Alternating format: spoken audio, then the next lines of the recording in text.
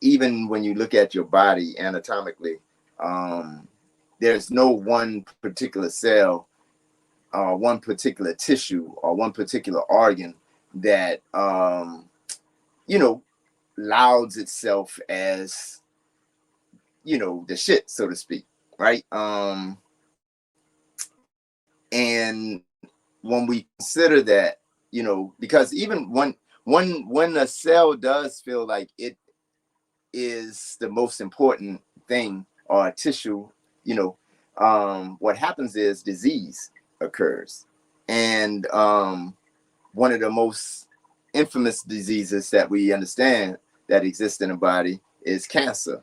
Cancer ain't nothing but a cell that decides that, look, I'm all too important to be dealing with the rest of your body.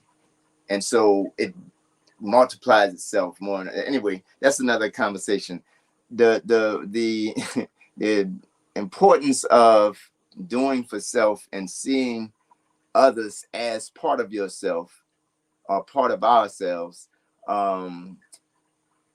is the idea of exercising power, but not just the privileges of power. It's the responsibilities of power. When we consider, you know, what it means to actualize an environment, right? Many of us, we, you know, depending on, you know, our religious affiliations and philosophies, you know, we most of us have an intention or a thought about experiencing life in a place called heaven or some type nirvana, some type of you know, paradise. But most of us don't really consider what that actually means, like when we get to heaven.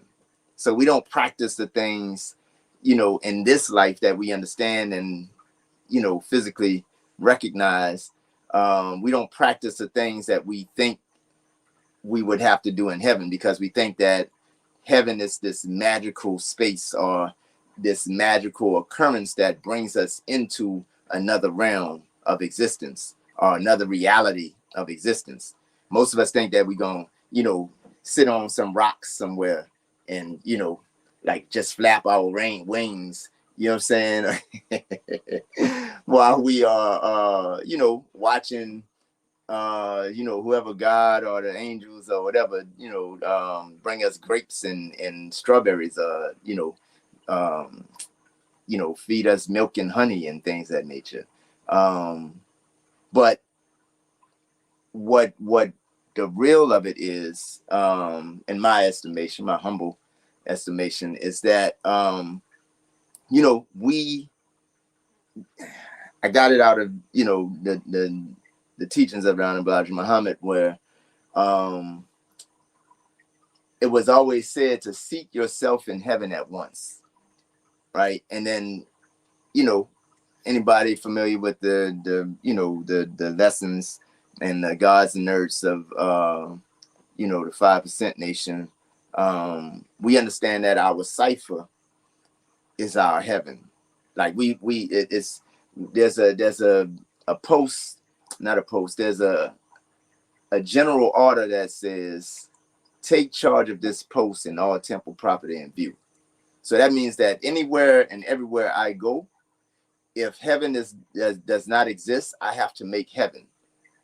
If my children, or if the children, right, in the area are running rampant and you know, acting foolish, it's my responsibility to help, you know, bring my children into correction, or the children. They become my children, because everything in my circle, everything in my cipher, I'm a part of, and it belongs to me, and I belong to it.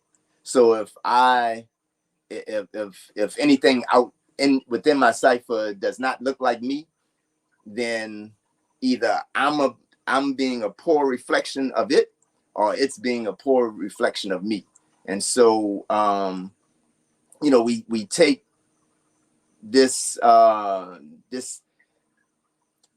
task, we take this responsibility as very, very important, and that all that we need and want,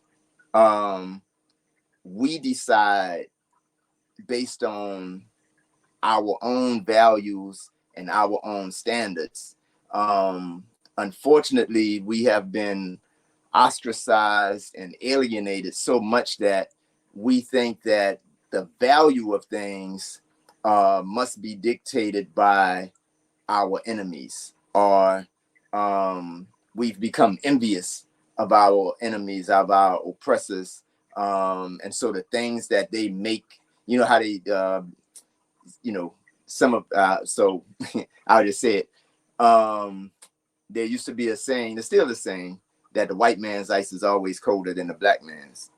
The Arabs' ice is colder than the black man's. The Asians' ice is colder than the black man's. Like, everybody's ice is colder than the black man's ice, right? And so because of that consistent, repetitious teaching, it has imposed on us that when we want to do better, then we don't do anything black. We don't do anything African. We have to do we have to do what makes sense in the Peckerwood's forest, so to speak. So if the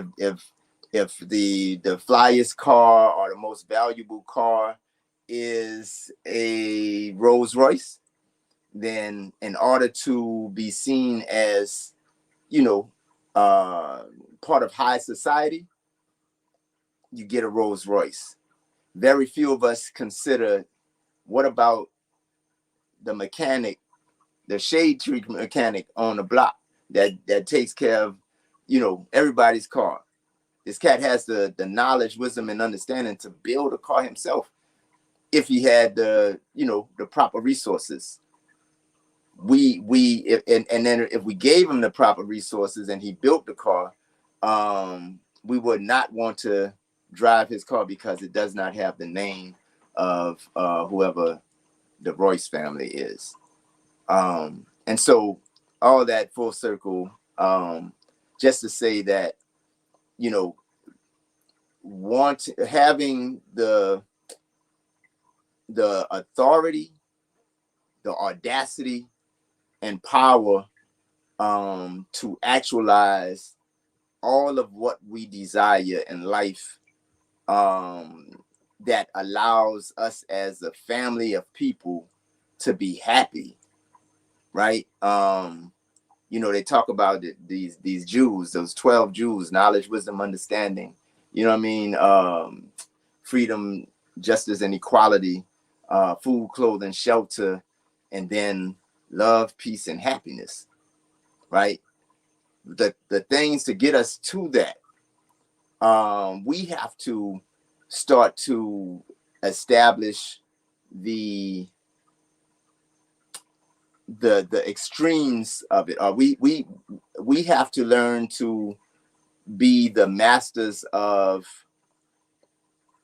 the greatest reward and the greatest punishment. If we have to look outside of ourselves for either of those, then we're not in control of our own power. Man, you dropping a ton of jewels right there, King. You letting people know that they gotta get connected, because we're here with my very special guest Akir, who is talking to us about why you should be on the wave of doing for self and also learning how to do for self. And so let's keep it rolling, King, with the jewels that you were dropping. I know you have your own community that you are building up, that is basically a sovereign state for those that are interested in homesteading and off-grid living.